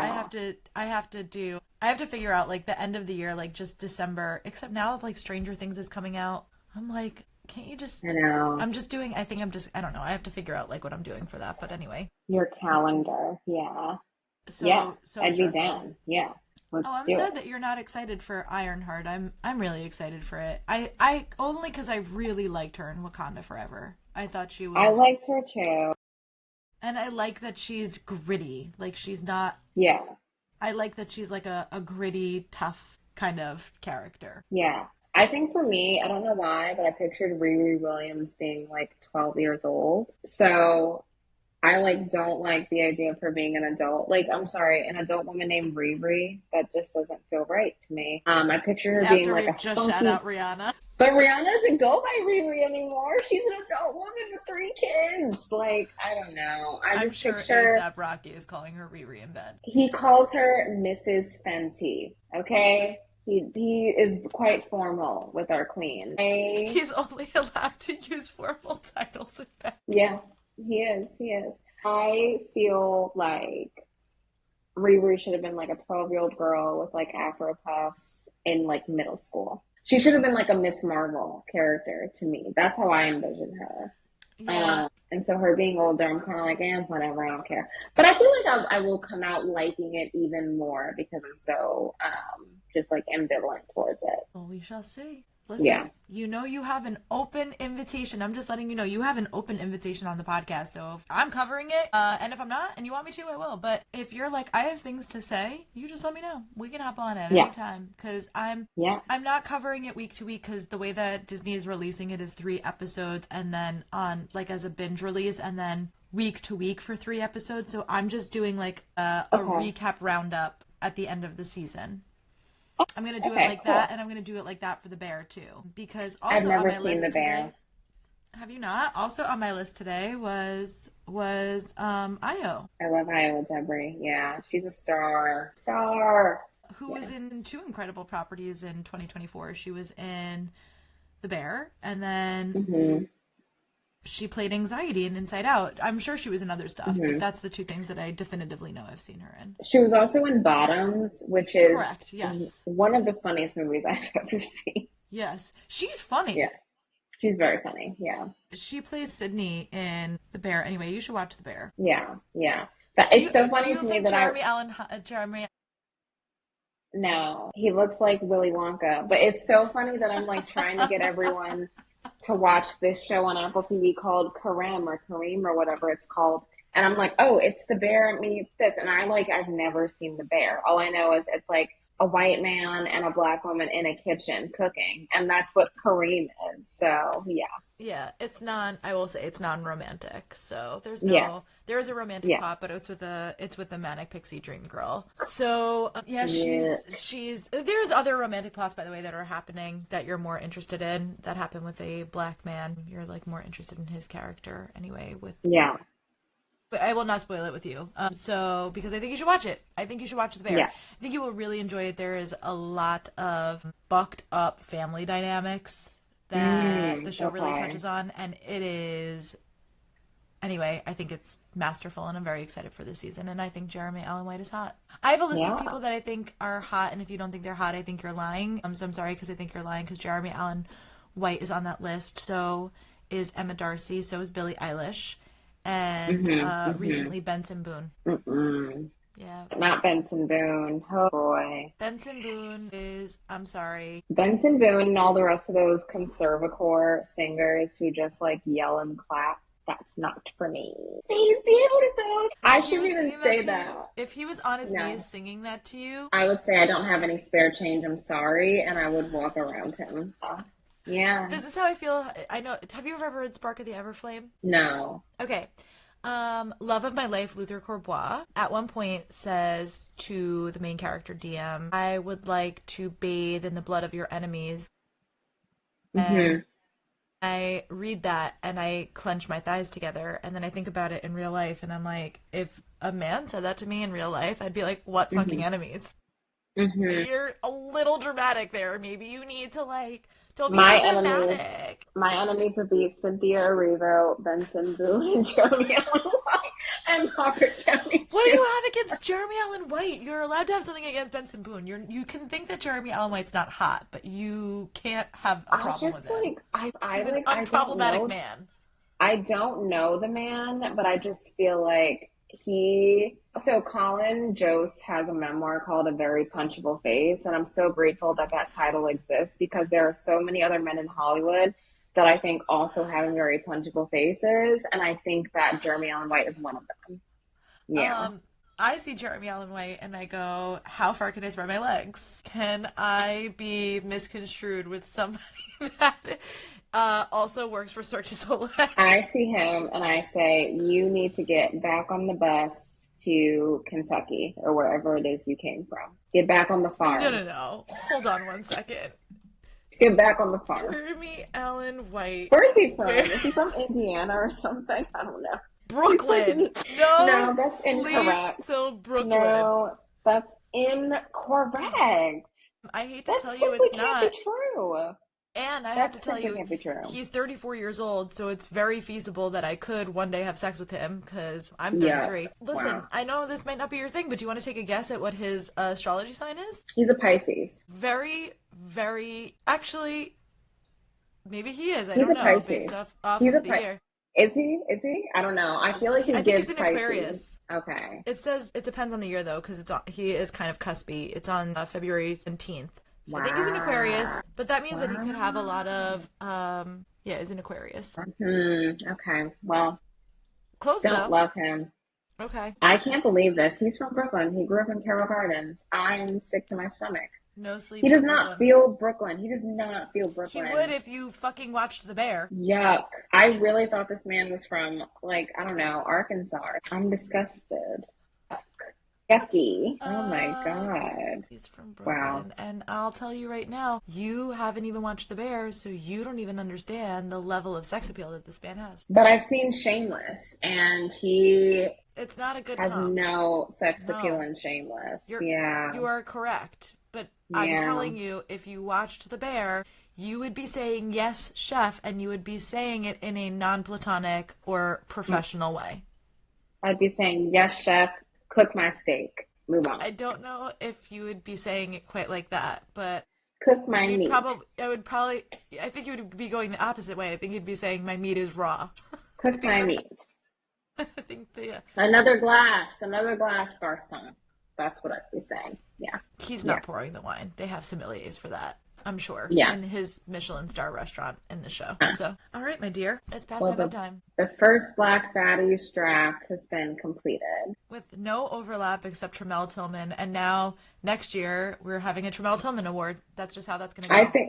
I think it should be like the honorary Tramell Tillman Award. And then one year he can present. I'm not even joking. If there was ever an opportunity to have Tramell Tillman on my fucking show, I will have made it. Even if he sends in a clip. Imagine if he just sent in a clip and he was just like, hey, I don't know. Maybe he's on Cameo on there. He's too good for it. He's not poor is what you're saying. He's doing fine from Severance. He's doing quite well. He's doing okay. Tramell Tillman. Tramell Tillman gets an award next year. I don't know what the award will be for. It'll be our overlapping star performance. Yes. To which we will have to agree about that beforehand. But otherwise, we'll see you next year for the Black Baddie Draft. Yes. Thank you. Thank you for coming on. Happy Juneteenth. I know I'll be saying it again to you, but this will be coming out on Juneteenth. So happy Juneteenth to everyone listening. Hope you enjoy. Hope you have a great Juneteenth. And shout out to all of the Black Baddies. Yes. Amazing.